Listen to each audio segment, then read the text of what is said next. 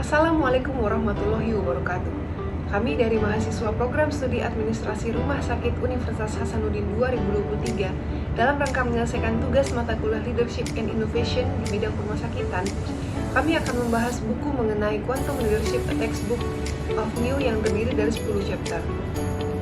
Namun pada kesempatan ini, kami akan membahas pada chapter 6. Izinkan saya memperkenalkan tim kelompok saya. Yang pertama adalah saya Dr. Yana Ingrid Suranto, yang kedua adalah Nabila Salsabila, yang ketiga adalah Dr. Reski Nursyifah, dan yang keempat adalah Dr. Jayanti Novitasari. The Science of Connectedness.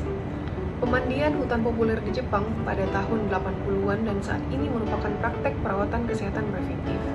Penelitian yang mengukur efek fisiologis dari mandi di hutan menyimpulkan bahwa lingkungan hutan meningkatkan konsentrasi kortisol yang lebih rendah, denyut nadi yang lebih rendah, tekanan darah yang lebih rendah, aktivitas saraf parasimpatis yang lebih besar, dan aktivitas saraf simpatis yang lebih rendah dibandingkan dengan lingkungan perkotaan.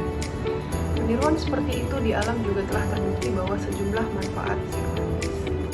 Para ahli manajemen menunjukkan pentingnya seni untuk bisnis dalam menciptakan masa depan yang lebih baik secara sosial.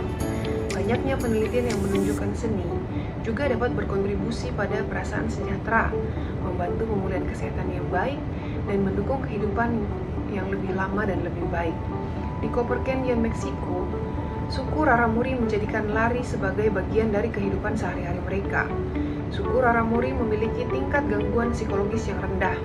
Hampir tidak ada penyakit modern dan bahkan tidak ada kriminal. Manfaat tidak hanya berlari, tetapi juga semua bentuk olahraga seperti berjalan, berenang, dan lain-lain. Ini tak terbantahkan lagi, baik untuk mengurangi angka kematian akibat penyakit maupun untuk meningkatkan rasa kesejahteraan. Praktik keterhubungan dan manfaatnya, bersamaan dengan pencelupan ke dalam seni, alam, musik, dan olahraga, ada banyak sekali praktik lainnya, mulai dari meditasi cinta kasih hingga berlatih yoga untuk menawarkan manfaat terukur dalam hal kesejahteraan individu dan masyarakat. Kami menyebutnya sebagai praktik-praktik berhubungan, dengan alasan yang kami jelaskan dalam bab ini. Pada karakteristik pertama, praktik-praktik ini merupakan bagian dari spiral gaya hidup yang terdokumentasi dengan baik, yang meningkatkan emosi positif dan memperkuat sumber daya pribadi kita. Pada gilirannya, dapat meningkatkan kepuasan hidup dan kecenderungan intrinsik untuk berbuat baik bagi orang lain dan dunia. Karakteristik yang kedua, praktik semacam itu memperluas kesadaran kita untuk menyatu dengan orang lain dan dunia, membantu kita melampaui preokupasi sehari-hari yang membuat kita merasa takut. Dan karakteristik yang ketiga, praktik semacam itu melibatkan seluruh pribadi. Praktik-praktik tersebut melibatkan jaringan mode default yang memainkan peran sentral dalam kesadaran diri secara emosional, aktivitas yang terfokus secara sosial, dan pengambilan keputusan yang etis. Daripada jaringan kortikal utama lainnya, yaitu jaringan positif tugas yang penting dalam pemecahan masalah, memusatkan perhatian, dan mengendalikan tindakan. Penyelidikan atas asal-usul manfaat. Saat ini, ilmu saraf klinis dapat memverifikasi bahwa fungsi pikiran tubuh kita secara fisik berubah oleh praktik-praktik tersebut. Studi klinis menunjukkan bahwa latihan ini membantu menenangkan panca indera kita dalam memperlambat kognisi analitik otak. Bukti yang meyakinkan bahwa perubahan neurofisiologis yang disebabkan oleh praktik keterhubungan berhubungan dengan perasaan kesatuan yang lebih besar dengan orang lain. Hal ini menjelaskan bagaimana praktik meditasi membuat kita mengalami rasa keterhubungan yang lebih besar dengan orang lain dan alam.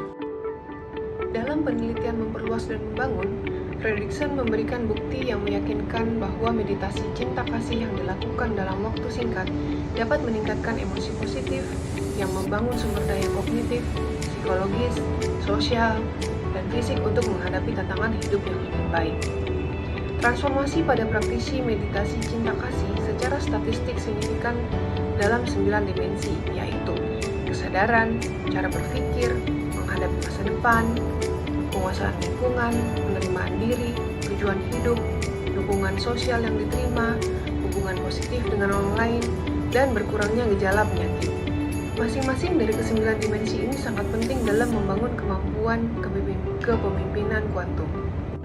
Pencelupan diri ke dalam alam dapat meningkatkan suasana hati, kognisi, dan kesehatan. terdapat bukti bahwa sedikit saja terpapar dengan alam dapat meningkatkan kreativitas, meningkatkan rasa kesejahteraan, dan meningkatkan rasa tanggung jawab sebagai warga negara. Berbagai penelitian empiris menunjukkan rasa terhubung dengan alam penting bagi kehidupan kita dan juga merupakan prediktor perilaku pro lingkungan. Jadi, kita mengetahui efek restoratif alam dan kemampuannya untuk meningkatkan fungsi emosional dan perilaku yang bertanggung jawab, tetapi tidak mengetahui mekanisme apa yang terlibat.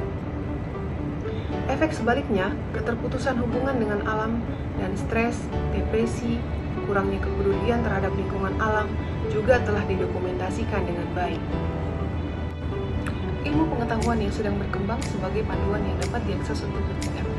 Tujuannya untuk membuat ilmu pengetahuan yang sedang berkembang dan implikasinya terhadap kepemimpinan bisnis dapat diakses oleh orang-orang yang ingin memahami siapa diri kita dan sifat dasar dunia kita. Pemahaman ini kemudian dapat menjadi dasar untuk merevisi narasi tentang perilaku manusia. Narasi yang pada dasarnya egois dan terpisah menjadi terhubung dan saling terkait. Menjauhi mitos beralih pada hipotesis ilmu pengetahuan. Menurut cendekiawan Tiongkok, terdapat 3 prinsip dasar pembelajaran Agung Konfusius yang juga berasal dari abad ke-6 Masehi, menawarkan hubungan antara pemahaman tentang dunia dan bagaimana kita harus bersikap di dalamnya, yaitu yang pertama, untuk benar-benar memahami sifat sejati alam semesta, keberadaan manusia, dan keberadaan kita. Kepemimpinan kuantum ini melibatkan perluasan pemahaman dan kesadaran kita terhadap alam semesta dan peran kita di dalamnya. Hal ini dapat mengarah pada cara kepemimpinan yang lebih holistik, berkelanjutan, dan berorientasi pada kesejahteraan yang lebih luas. Yang kedua, ialah untuk dapat menyebarkan apa yang Anda pahami kepada semua orang, kepada semua manusia. Hal ini mencakup pendekatan inklusif, holistik, dan inspiratif. Dan yang ketiga ialah untuk menjadi bajik di jalan tengah Tiongkok yang melampaui segala sesuatu yang berlebihan dan membimbing kita pada jalan moderasi yang berusaha untuk secara harmonis mengintegrasikan semua aspek dari sifat manusia. Kepemimpinan kuantum yang berfokus pada modernisasi dan integrasi menciptakan lingkungan yang seimbang dan inklusif. Hal ini membantu untuk mencapai harmoni dan keselarasan dalam berbagai aspek kehidupan dan bekerja sama untuk tujuan bersama. Pemimpinan kuantum mencoba menata ulang kebijaksanaan Tiongkok ini dengan menggunakan penemuan-penemuan baru di bidang ilmu pengetahuan untuk mengungkap hakikat alam semesta dan manusia, dan kemudian membuat pemahaman ini dapat diakses oleh sebanyak mungkin orang. Pemimpin kuantum dalam konteks ini bertujuan untuk dapat menyebarkan pemahaman ilmiah yang mendalam dan menghubungkan dunia ilmu pengetahuan dengan masyarakat secara lebih luas, menciptakan kesempatan bagi orang-orang yang memahami dan mengaplikasikan penemuan-penemuan baru ini dalam kehidupan sehari-hari mereka. Dengan demikian, kepemimpinan kuantum memberikan cara untuk melibatkan orang-orang dalam praktik-praktik yang membantu mereka mengalami kesadaran yang lebih tinggi tentang bagaimana sikap dan tindakan mereka untuk mempengaruhi orang lain yang mengarah pada kesejahteraan pribadi yang lebih besar dan berpotensi peningkatan keinginan untuk berbuat baik. Menuju ontologi baru. Pada bagian selanjutnya, saya akan membahas bukti-bukti kemunculan ontologi yang muncul di berbagai disiplin ilmu. Ontologi ialah studi tentang keberadaan dan sifat realitas. Teman-teman terbaru dalam ilmu pengetahuan yang merevolusi narasi ini dengan penalaran berbasis bukti, bukan dengan posisi ideologis. Umat manusia dapat memiliki potensi untuk bergerak ke arah ini jika sejumlah besar orang mewujudkan narasi tersebut, seperti halnya humanisme dan keingintahuan intelektual. Hal yang sama pun terjadi sekarang, yang dimanifestasikan sebagai perubahan mendasar dalam cara kita bertindak terhadap orang lain dan alam. Ilmu pengetahuan alam dan sosial memberikan wawasan kritis tentang pengaruh kausalitas yang mungkin terjadi dari praktik keterhubungan terhadap kepemimpinan bisnis. Disiplin ilmu ini memungkinkan kita untuk berspekulasi tentang mengapa praktik ini mengubah diri para pemimpin. Kisah tentang keterpisahan dan keegoisan. Keyakinan yang berlaku tentang dunia fisik sebagian besar merupakan dari kemajuan ilmiah selama 2500 tahun terakhir. Pada periode ini, ilmu pengetahuan arus utama secara bertahap memperkuat pandangan materialis yang menyatakan bahwa realitas fisik terdiri atas partikel-partikel dan kekuatan-kekuatan yang menjelaskan setiap aspek realitas, termasuk kita dan pikiran serta emosi kita. Kita mengetahui bahwa partikel tersebut ialah atom, dan pada waktunya bagian-bagian penyusunnya adalah proton, neutron, dan elektron. Dengan unit-unit yang lebih kecil lagi, kemudian disingkap dan oleh teknologi yang semakin kuat. Dalam bentuknya yang paling dasar, pandangan materialis tentang sains ini menyatakan bahwa interaksi partikel dan gaya menjelaskan setiap aspek keberadaan yang dapat diamati. Munculnya gagasan yang lebih canggih dalam fisika seperti relativitas Einstein dan mekanika kuantum tidak mengubah konsepsi yang dipegang teguh secara luas dalam ilmu pengetahuan arus utama bahwa pikiran dan roh hanya ada sebagai konsekuensi dari interaksi fisik di dunia nyata. Dalam neo-Darwinisme, evolusi spesies dipandang bergantung pada kelangsungan hidup yang terkuat melalui kompetisi dan pewarisan genetik. Kepemimpinan kuantum dalam neo-Darwinisme ini menciptakan hubungan yang lebih kuat antara pemahaman evolusi dan kemanusiaan. Ini mempromosikan pendekatan yang lebih inklusif, peduli pada keberlanjutan lingkungan, dan sadar akan dampak sosial yang dapat dihasilkan oleh pemahaman evolusi yang mendalam. Yang selanjutnya ialah ekonomi neoklasik.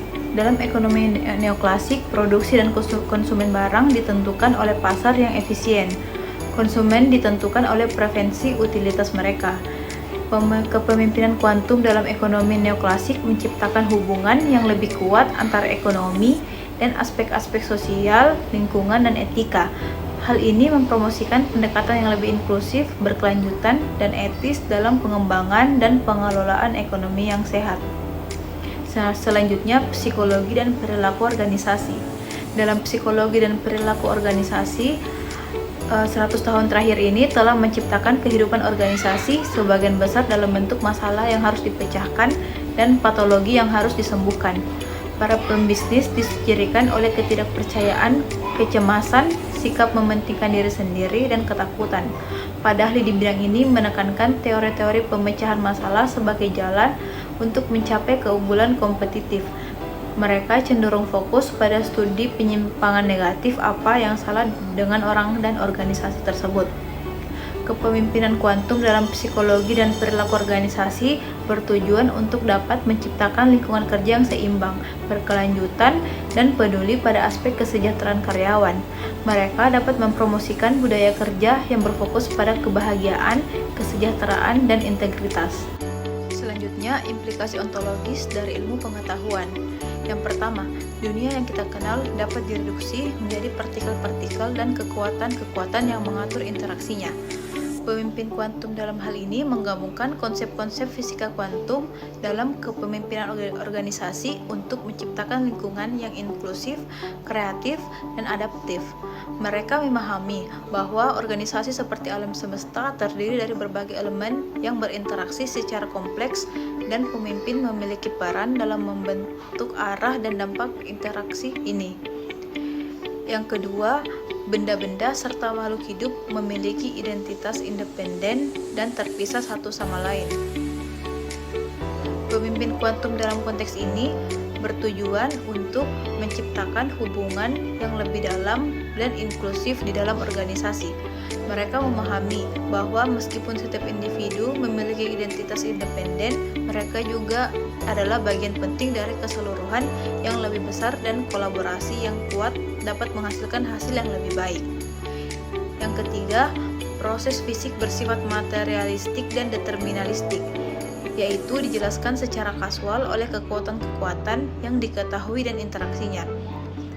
Kepemimpinan kuantum dalam hal ini bertujuan untuk menciptakan organisasi yang dapat beradaptasi dengan fleksibilitas dalam lingkungan bisnis yang kompleks dan penuh ketidakpastian.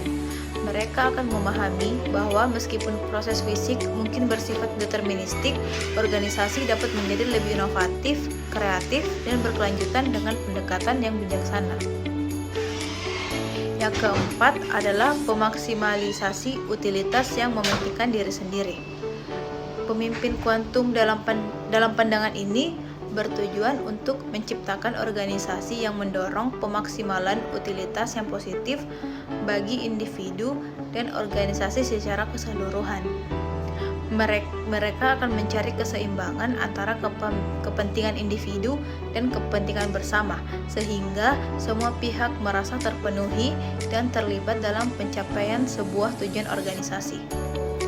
Yang kelima, satu-satunya tujuan bisnis ialah keuntungan.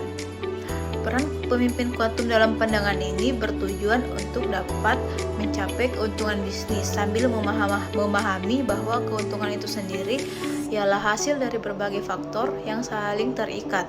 Mereka akan mencari keuntungan yang berkelanjutan, etis, dan bertanggung jawab terhadap masyarakat dan lingkungannya. Yang keenam, karakteristik yang menentukan dari masyarakat adalah persaingan, pertumbuhan, dan konsumerisme.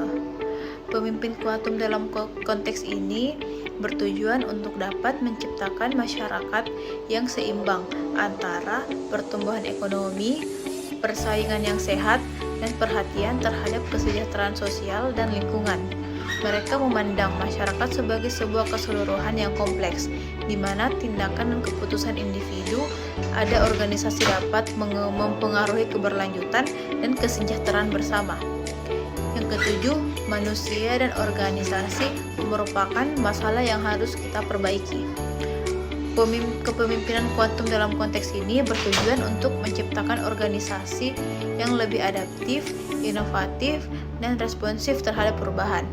Mereka memahami bahwa manusia dan organisasi memiliki kapasitas untuk pertumbuhan dan perbaikan yang tak terbatas, dan mereka menciptakan lingkungan yang mendukung proses ini. Dan yang terakhir, ialah alam sebagian besar ada sebagai sumber daya untuk konsumsi manusia. Kepemimpinan kuantum dalam konteks ini bertujuan untuk menciptakan organisasi yang bertanggung jawab dan peduli terhadap alam semesta. Mereka memahami bahwa alam merupakan sumber daya yang terbatas dan bahwa manusia juga harus menjaga keseimbangan dengan alam untuk keberlanjutan jangka panjang. Prinsip dasar ilmu pengetahuan barat telah membantu umat manusia mencapai prestasi yang luar biasa di bidang industri dan kedokteran. Pencapaian ini telah didokumentasikan dengan baik dan menyangkut periode di mana umat manusia telah mengalami peningkatan yang signifikan dalam kualitas hidup dan kesejahteraan yang ditandai dengan usia yang lebih panjang dan kemakmuran materi yang lebih besar. Namun, seiring dengan perkembangan pemahaman manusia, kita berada pada titik kritis. Relativitas Einstein tidak menggantikan mekanika Newton, tetapi hal itu dapat membuat kita menyadari bahwa mekanika Newton hanyalah salah satu cara terbatas untuk memahami alam semesta pada skala tertentu, seperti yang dapat diamati oleh manusia. Hal sama terjadi berlaku pada saat ini. Yang pertama, ada model-model baru yang berkembang, beberapa sudah diterima secara luas, beberapa masih berada di pinggiran, yang mendorong kita untuk mengembangkan prinsip-prinsip sains barat ke tempat historinya dengan melangkah maju menuju pemahaman baru. Fisika kuantum. Fisika kuantum telah mengumpulkan bukti yang diterima secara luas tentang keberadaan energi dan informasi yang membentuk struktur realitas yang paling mendasar. Pada skala alam semesta yang paling kecil, para fisikawan hanya menemukan getaran yang darinya materi muncul. Sebelumnya, para ilmuwan berasumsi bahwa partikel-partikel atau kelompok partikel lah yang bergetar, tetapi ternyata yang terjadi adalah sebaliknya. Tidak ada partikel materi elementer yang membentuk dunia ini. Dunia fisik yang selama ini kita amati tercipta dari kumpulan getaran. Di alam semesta kuantum, dunia fisik terdiri dari medan getaran. Semua materi sekarang dilihat sebagai keadaan tereksitas secara energik dari sebuah medan. Medan menghubungkan fenomena tersebut. Pandangan yang luar biasa dan membingungkan tentang sifat dasar dari semua materi ini sekarang telah diterima sebagai bagian dari fisika arus utama. Menurut Menurut hukum fisika terbaik, David Tong dari Universitas Cambridge mengatakan bahwa blok-blok pembangunan utama alam bukanlah partikel-partikel terpisah sama sekali. Setiap partikel yang ada dalam tubuh ialah area kecil dari medan yang mendasarinya, yang dibentuk menjadi sebuah partikel oleh mesin mekanika kuantum. Selanjutnya adalah kesadaran. Untuk kesadaran itu sendiri dia terbagi menjadi 3. Yang pertama, sifat sejati dari kesadaran. Jadi terdapat sekumpulan fisikalis bernama Daniel Dennett berpendapat bahwa kesadaran berasal dari aktivitas neuron otak dan dapat dijelaskan dalam istilah materi ataupun fisik. Nah, pandangan berlawanan ditemukan dari David Chalmers yang menyatakan bahwa kesadaran adalah sifat mendasar dari semua kehidupan dan tidak dapat direduksi menjadi fenomena fisik.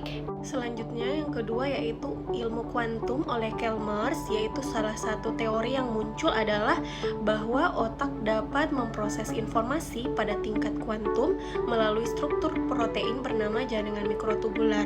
Nah, yang ketiga ada yang namanya panpsychism, yaitu monisme netral yang melihat kesadaran sebagai suatu fitur universal dan primitif dalam kosmos.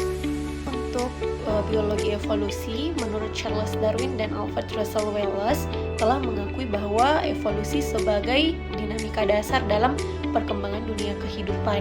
Bidang biologi evolusi yang baru muncul menunjukkan bahwa kerjasama dan mutualisme, yaitu interaksi antara spesies yang menguntungkan semua organisme yang terlibat, menjadi kunci dalam ekosistem yang berkembang. Seorang biologis dari Chili, Humberto Maturana, mengatakan bahwa cinta dasar dari eksistensi kita sebagai seorang manusia dan adalah emosi dasar dalam identitas sistemik kita sebagai manusia. Nah, dalam perspektif ini kita mengalami cinta atau yang kita sebut dengan koneksi sebelum kita belajar untuk bertarung, berpisah, atau menjadi seorang individu. Biologi kuantum, di mana biologi kuantum ini adalah bidang baru yang mendapatkan pengikut dalam ilmu utama. Jadi yang pertama yaitu teori-teori persuasif awal yang mencoba menjelaskan fenomena biologis dalam terminologi ilmu kuantum seperti fotosintesis, magnetoresepsi burung, dan penciuman yang mungkin terjadi melalui peristiwa kuantum seperti terowongan kuantum, entanglement, dan superposisi. Yang kedua yaitu keterhubungan dan kohesi yang teramati di dunia kuantum juga mungkin berlaku pada tingkat makrosistem sistem di dalam kehidupan. Dan yang ketiga, tidak ada alasan lagi bagi mereka yang ingin menghindari menghadapi implikasi mekanika kuantum. Kita harus menggeser dialog budaya menuju memahami apa yang alam terus memberitahu kita tentang bagaimana diri alam itu sendiri.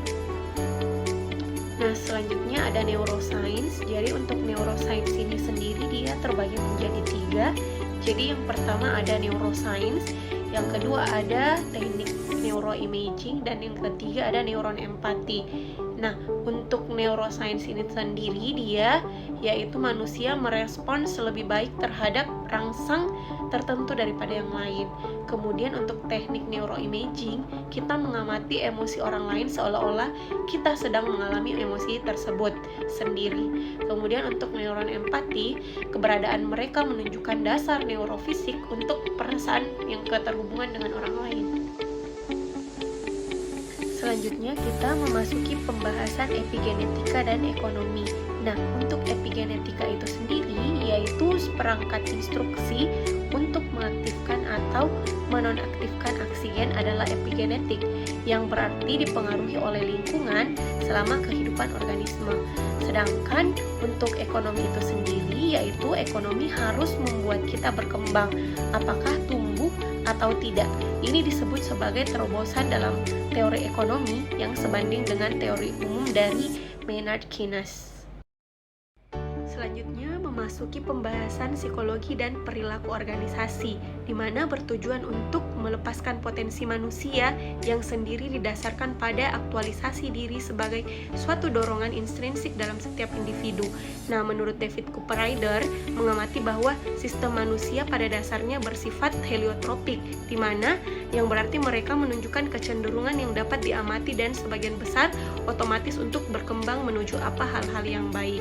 Sedangkan bidang psikologi positif dan pengembangan organisasi yang positif muncul dalam pemikiran utama setelah tahun 1998 dengan penekanannya pada kekuatan emosi positif dalam perilaku manusia. pada slide ini yaitu cerita terkini tentang siapa kita mengenai keterhubungan dan kepedulian. Jadi terdapat implikasi ontologis ilmu pengetahuan yang dimana dunia yang kita ketahui sendiri ini terdiri dari medan getaran energi dan informasi. Nah, menjadi seorang manusia berarti kita harus peduli kepada sesama dan seluruh kehidupan di bumi ini. Nah, kesejahteraan dan kebahagiaan lebih penting daripada kesuksesan material semata. Dan manusia adalah bagian dari integral dari jaringan kehidupan. Selanjutnya, mengenai kekuatan narasi baru. Selama 2500 tahun terakhir, moralitas dan perilaku etis telah menjadi subjek perdebatan filosofis berdasarkan sistem dari nilai pemimpin atau budaya tertentu. Perilaku baik bersifat subjektif, artinya suatu tindakan atau perilaku dikatakan baik atau buruk tergantung dari pandangan nilai norma budaya. Contohnya, membantu orang dapat dikatakan baik atau buruk tergantung pada pandangan nilai, norma, dan budaya dari setiap orang. Kehidupan dipandang sebagai satu kesatuan yang mencakup individu dan lingkungannya. Keterkaitan dan koherensi menyiratkan bahwa setiap makhluk hidup dan setiap bagian dari dunia yang tidak hidup merespon satu sama lain. Menurut narasi baru tentang keterhubungan dan kepedulian, berbuat baik di dunia membutuhkan lebih dari sekedar memenuhi aspirasi individu kita dan lebih dari sekedar solusi teknologi sedikit demi sedikit untuk masalah-masalah sosial. Selanjutnya, mengapa latihan menghubungkan kita dan menjadikan kita utuh? Ada pernyataan bahwa anak saya tidak akan pernah berubah. Dia adalah dirinya sendiri, sudah menjadi karakternya untuk bertindak seperti itu. Lalu muncul pertanyaan, dapatkah praktik-praktik keterhubungan benar-benar mengubah diri kita? Salah satu jawabannya yaitu ilmu pengetahuan kapasitas evolusi. Di sini dikatakan bahwa epigenetik memberitahu kita bahwa faktor lingkungan mengubah ekspresi gen sepanjang hidup kita. Contohnya dalam kepemimpinan kuantum, penerapannya seperti seorang pemimpin harus dapat mengubah gaya kepemimpinan sesuai dengan kebutuhan dan situasi. Neuroscience menunjukkan tingkat plastisitas otak yang mampu mengkonfigurasi ulang jalur saraf kita seiring bertambahnya usia. Biologi seluler menunjukkan bahwa adanya regenerasi setiap sel dalam tubuh kita dengan pengecualian beberapa sel di korteks yang ketika mati tidak akan tergantikan dalam siklus 7 hingga 10 tahun. Dengan demikian, kita terlahir sebagai makhluk yang dapat berubah sepanjang hidup kita. Dengan melihat secara mendalam ke dalam diri kita sendiri, kita menunjukkan esensi kemanusiaan dan menghasilkan kedalaman kesadaran. Mencakup seluruh umat manusia di dalamnya, memahami konsep pelipatan dan keterkaitan sangat penting dalam mengembangkan kesadaran kita. Meskipun ide ini bukanlah hal yang baru, namun hingga saat ini satu-satunya cara untuk membingkainya adalah dengan istilah spiritual. Perjalanan transformasi batin menjadi pertanyaan tentang keyakinan. Dalam kepemimpinan kuantum, latihan membantu pemimpin memperoleh pemahaman tentang keterkaitan antara berbagai faktor yang mempengaruhi keputusan. Selain itu, latihan juga membantu pemimpin untuk menjadikan diri mereka utuh. Artinya, pemimpin memiliki pemahaman mendalam tentang nilai-nilai. Keterhubungan pemimpin kuantum dengan dimensi spiritual dapat menciptakan pemimpin yang lebih holistik, empatik, dan berorientasi pada pelayanan. Semua kehidupan menunjukkan tingkat keterkaitan dan koherensi. Seiring kita berevolusi, kita berinteraksi dengan medan energi dan informasi universal yang terdiri dari getaran gelombang dengan frekuensi rendah. David Bohm and Carl Pribram mengatakan interaksi dengan medan energi dan informasi universal ini secara holografis menciptakan keterkaitan dan koherensi dalam materi sistem fisik dan pikiran atau kesadaran. Selanjutnya, Ervin Laszlo mengatakan medan getaran yang mendasari memandu dinamika sistem kompleks yang diarahkan dengan baik dari atom hingga tubuh manusia, dari ekologi, alam hingga biosfer, hingga bintang dan galaksi. Medan getaran merujuk pada energi positif seorang pemimpin dan rasa keterhubungan dengan anggota tim. Catherine Pavlovic and Keiko Kreng mengatakan kita hidup di dunia kuantum dengan kekuatan yang koheren, di mana batas-batas antara diri kita dan orang lain menjadi kabur, dan ketika kita menjadi lebih altruistik terhadap yang lain, kita dapat mencapai tempat kesadaran universal di mana kita dapat hidup sebagai satu kesatuan. Selanjutnya, sedikit lebih baik. Korteks serebral kita yang terlalu aktif sebenarnya dapat menghalangi kita untuk mengakses medan kuantum. Temuan neuroscience bahwa ketika kita melibatkan TPN atau Task Positive Network di otak, hal ini cenderung menghambat aktivitas di DMN atau Default Mode Network. Dengan kata lain, kondisi pikiran kita yang analitis, berorientasi pada tugas, dan memecahkan masalah cenderung menekan kesadaran diri secara emosional, kognisi sosial, dan kemampuan pengambilan keputusan yang etis. Contohnya ketika pemimpin memfokuskan diri pada tugas konkret seperti merencanakan strategi atau renstra, mengambil keputusan penting, jaringan otak yang terlibat terarah aktif atau diarah di bagian TPN. Namun, DMN cenderung turun. Contohnya, pemimpin menjadi kurang empati terhadap anggota tim. Dengan memperlambat kognisi analitik otak, praktik-praktik keterhubungan memungkinkan kita lebih hadir pada efek yang saling terhubung dan menghasilkan koherensi dari medan kuantum yang dapat memandu kita di jalur evolusi kita dalam hidup jika kita membiarkannya.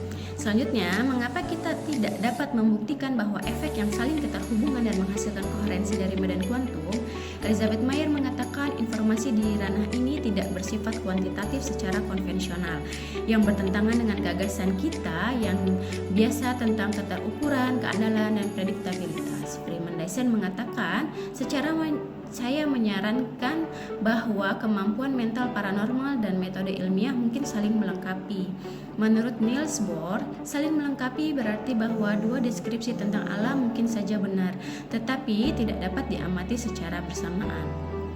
Alain Aspect mengatakan dua partikel yang berpasangan seperti elektron tetap berkorelasi satu sama lain meskipun terpisah oleh jarak yang sangat jauh. Menurut Einstein, fenomena partikel berpasangan berarti bahwa sebagai aksi menyeramkan di kejauhan menentang batasan ruang dan waktu.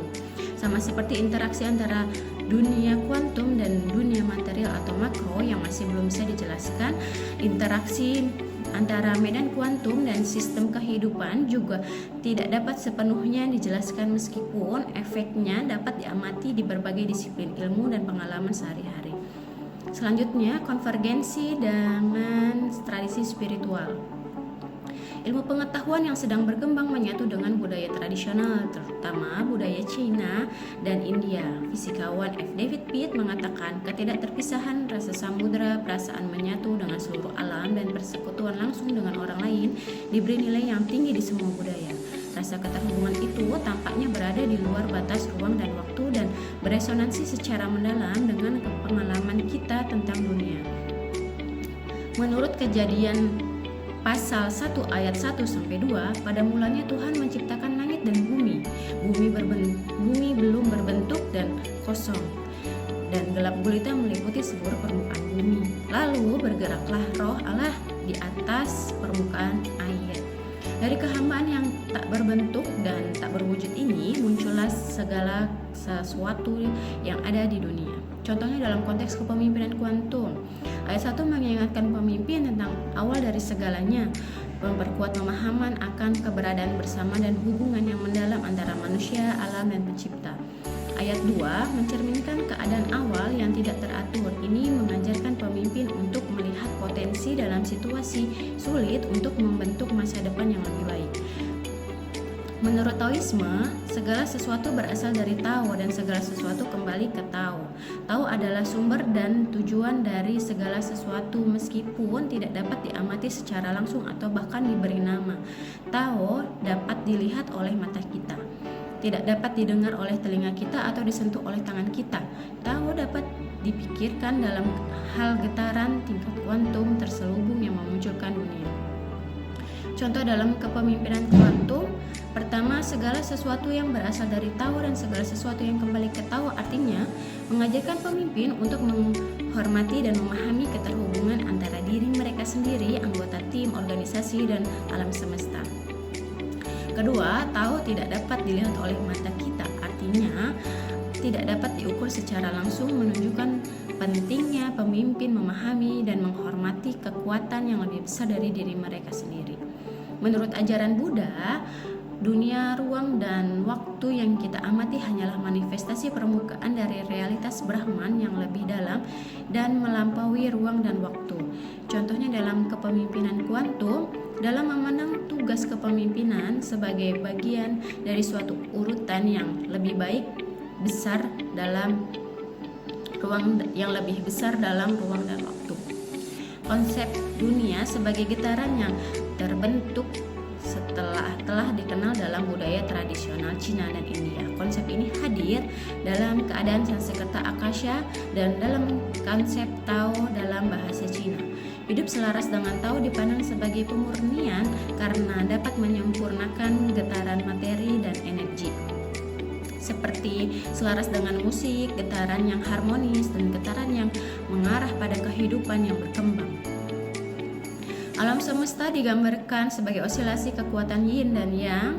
Ketika keduanya hadir secara seimbang, semuanya menjadi tenang.